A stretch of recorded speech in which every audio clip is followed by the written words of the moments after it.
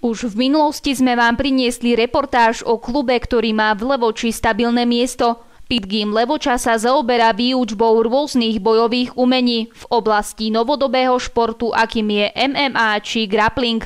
Tréner Bohuš Duľa nám vysvetlil niekoľko odlišností medzi týmito úpolovými zápasmi. Rozdiel medzi MMA a grapplingom je v tom, že v MMA vlastne sa používajú údery, kopy, strhy, paky na zemi, škrtenia, a grappling sú to vlastne len je to vlastne všetko bez úderov a kopov.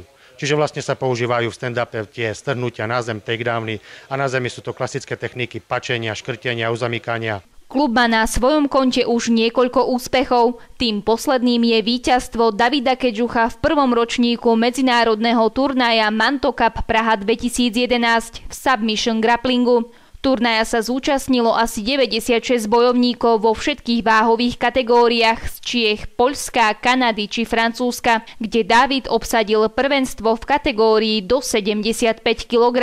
V mojej kategórii bolo vo váhe 75 kg okolo tých 15-16 ľudí, s ktorými som bojoval.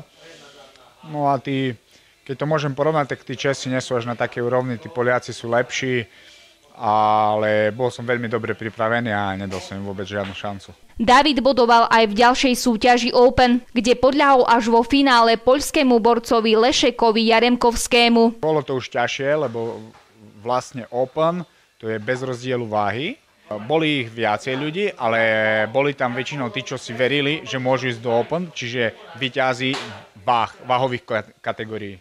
No a tam prakticky som mal 4 zápasy, z toho 3 som ukončil do 3 minút na submission a ten posledný, ten finálový v Open som prehral, dá sa povedať, s Poliakom asi v 4. alebo v 5. minúte. Úspechom a víťazstvu však predchádzajú roky tréningov, keďže Dávid sa týmto druhom športu venuje už 5 rokov. Každodenný športový výcvik je súčasťou jeho života.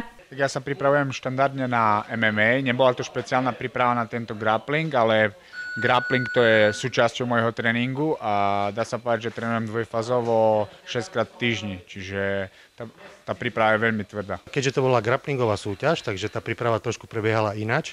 David vlastne vypustil z tréningu všetky údery a kopy a sústredil sa na luta livre techniky, čiže vlastne na tie páky, škrtenia a uzamknutia, či už boji na zemi alebo v stand-upe, tie strhnutia. Klub má jasnú víziu aj do budúcna, kedy plánuje v Levoči usporiadať nejaký bojový zápas. Plánujeme spustenie nejakej amatérskej ligy MMA v Levoči a myslím si, že Levočania sa dočkajú aj toho, že vlastne uvidia naživo MMA aj v tomto meste.